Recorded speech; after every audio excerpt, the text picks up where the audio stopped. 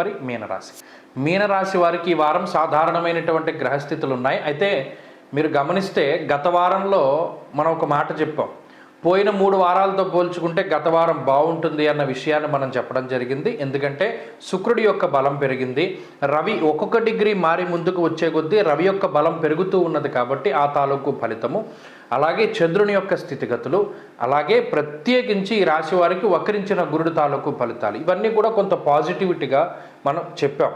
అలాగే గత వారంలో చాలామంది మీనరాశుల వారికి ఈ మార్పు కనబడింది. శుక్రుడి యొక్క లాభస్థాన స్థితి ఒక ఊహించినటువంటి మనోధైర్యాన్ని, మానసికమైనటువంటి ఆనందాన్ని, అలాగే ఉత్సాహాన్ని, ఉద్యోగంలో కొన్ని ఇబ్బందుల్ని తొలగించేసేటువంటి పరిస్థితుల్ని వాటిని కూడా శుక్రుడు ఇస్తూ ఉన్నారు. మరి ఈ వారంలో కూడా అదే మాదిరిగా అటు శుక్రబలం గురుబలం, అటు ఇద్దరు గురువులు ఉభయ గురువులు కూడా వీరికి అనుకూలంగా ఉన్నారు. అంటే దేవగురువు రాక్షస గురువు కూడా. అంతేకాకుండా ఇక్కడ జన్మరాహువు కానీ, పంచమకుజుడు కానీ, భాగ్య రవి కానీ, అంటే 3 కోణాల్లోనూ 3 పాపగ్రహాలు. అందువల్ల ఇది ప్రధానంగా ఆర్థిక వ్యవస్థ మీదే దీని ఇంపాక్ట్ ఉంటుంది. అందుకనే మీనరాశి వారు ఎప్పుడూ ఒక విషయం దృష్టిలో పెట్టుకోండి, ఎప్పుడూ జోదం కానీ, స్పెక్యులేషన్ కానీ, ఆన్లైన్ ట్రేడింగ్లు కానీ, లేదా ఏదైనా మరి ఇతరత్ర బెట్టింగ్లకి సంబంధించినటువంటి వాటి జోలికి, ఆ వ్యసనాల జోలికి పోకండి. 3 కోణాల్లో 3 పాపగ్రహాలు ఉన్నప్పుడు బుద్ధి వక్రగతి పడుతుంది, ఉన్న డబ్బు పోయేలా చేస్తుంది. ₹1 వస్తే ₹30 పోయేటువంటి పరిస్థితులు ఉంటాయి. కాబట్టి చాలా అప్రమత్తతోటి ఉండండి. ఎక్కడా కూడా ఈజీ మనీ కోసం వెంపర్లాడితే మీనరాశి వారు దెబ్బతింటారు. అదొక్క విషయాన్ని దృష్టిలో పెట్టుకోవాలి. ఇక ఇప్పటికే ఉన్నటువంటి పరిస్థితులతోటి ఆరోగ్యం అనేటువంటిది కొంత ఇబ్బంది పడేటువంటి మాట వాస్తవం.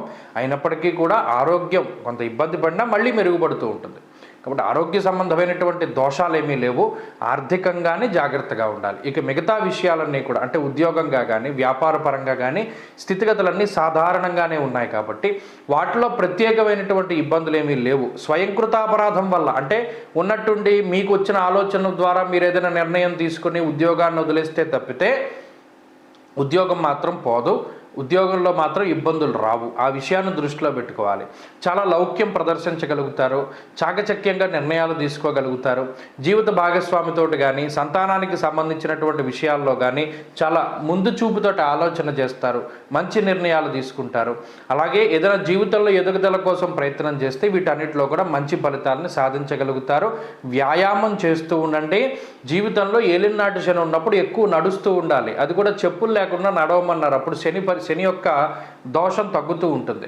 శనివారాలైనా సరే చెప్పులు వేసుకోకుండా నడవండి, మంచి ఫలితం వస్తుంది. ప్రతిరోజు పొద్దున లేవగానే చక్కగా ఆదిత్య హృదయాన్ని చదవండి. ఆదిత్య హృదయాన్ని చదవడం ద్వారా సగం దోషం పోతుంది. ఇక మిగతాది భగవత్ సంకల్పం కాబట్టి శనివారం నాడు తిలదానాన్ని ఇవ్వండి, మంచి ఫలితాలు వస్తాయి.